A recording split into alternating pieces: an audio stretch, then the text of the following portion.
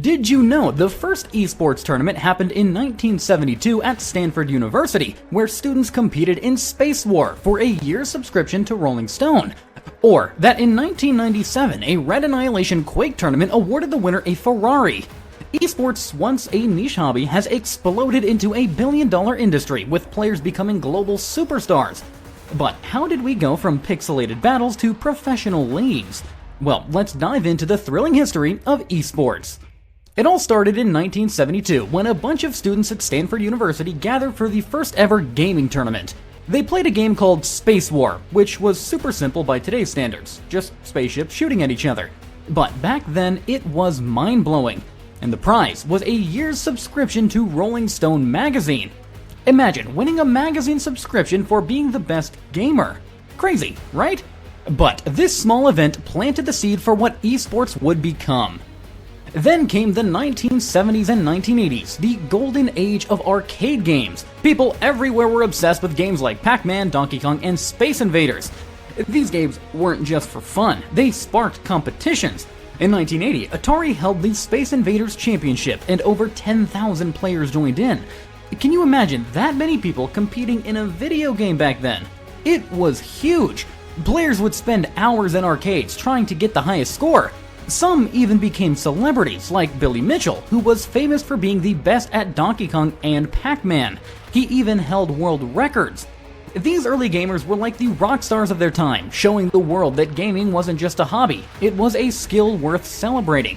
And this was just the beginning.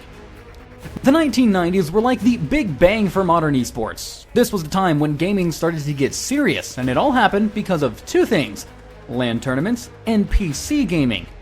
LAN stands for Local Area Network, which basically means connecting computers together so people could play against each other in the same room. Sounds pretty simple now, but back then it was revolutionary. One of the first games to make LAN tournaments popular was Doom, released back in 1993. It was a first-person shooter where you ran around shooting monsters, and it was terrifyingly fun. But the real game changer was Quake, which came out in 1996. Quake was faster, more intense, and perfect for competitive play. In 1997, there was a massive Quake tournament held called Red Annihilation. The winner didn't just get money or a trophy. They won the actual Ferrari of John Carmack, the guy who made Quake. Can you imagine winning a car for playing a video game? That is when people realized esports could be a big deal. Around the same time, another type of game was taking over: real-time strategy, or RTS games. The most famous one was StarCraft, released in 1998. In StarCraft, you built armies and fought against other players, and it required a lot of skill and strategy.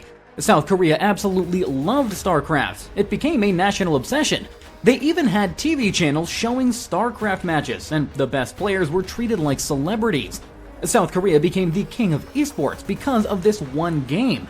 But the biggest game changer of all was the internet. Before the internet, you had to be in the same room to play against someone. But with online multiplayer, you could compete with people from all over the world. This opened up a whole new world of possibilities. Suddenly, anyone with a computer and an internet connection could join the action. Games like Quake and StarCraft became global phenomena, and esports started to grow into the massive industry it is today. Well, by the early 2000s, things were getting serious. The Cyber Athlete Professional League, or CPL, started in 1997, and it became a big deal. They hosted tournaments in hotels and even got sponsors like Intel and Dell. But here's the kicker. In 2000, they held a Counter-Strike tournament with a $100,000 prize pool, which was huge back then. Players would lug their computers to events and sometimes even faced snowstorms just to compete. Crazy, right? But not everything went smoothly. Sponsors sometimes didn't pay up, leaving winners with only part of their prizes. Then there was the World Cyber Games, WCG, launched in 2000. Think of it like the Olympics for gamers. Players from all over the world competed in games like Warcraft 3 and Halo. The WCG even had a flashy slogan, "Beyond the Game." South Korea totally dominated these events, especially in StarCraft. The game was actually so popular in South Korea that it had its own TV channels showing matches 24/7. Players like Boxar and Flash became superstars. Fans treated them like rock stars. Boxar was so famous, the South Korean military let him skip regular service in order to keep playing.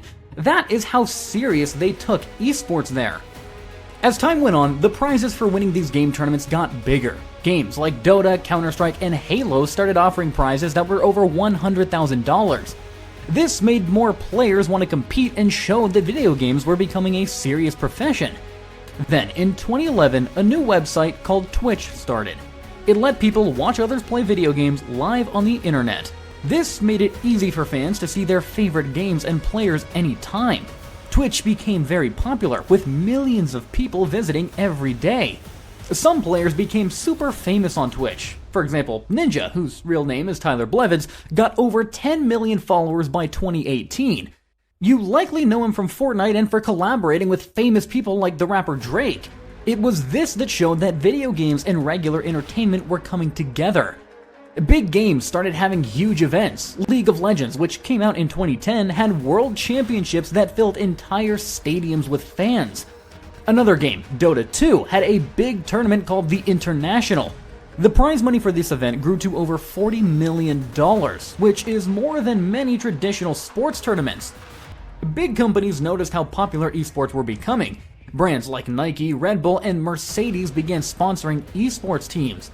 Teams like Team Liquid, TSM, and FaZe Clan became known all around the world, just like other famous sports teams. Today, esports is growing so fast that it might even join the Olympics one day. The International Olympic Committee has started something called the Olympic Esports Games, with the first event planned for 2025 in Saudi Arabia. So imagine video games becoming part of the Olympics. Some games like Rocket League and Street Fighter have already shown in Special Olympic esports events, which is pretty amazing. In the future, tournaments might use virtual reality that let players move their whole bodies in-game, and artificial intelligence might even coach players, giving advice and tips to improve their skills. The prize money in these competitions is getting bigger and bigger, with global tournaments becoming huge events that could fill up big stadiums, and some people even wonder if esports could one day be more popular than traditional sports like football or basketball. It's truly shocking to see how far video gaming has come, from simple fun on a computer to competitions that could change the world of sports. But what do you think about esports taking over the sports world? If you enjoyed learning about these cool changes, please be sure to like and subscribe to Mr. History for more amazing stories.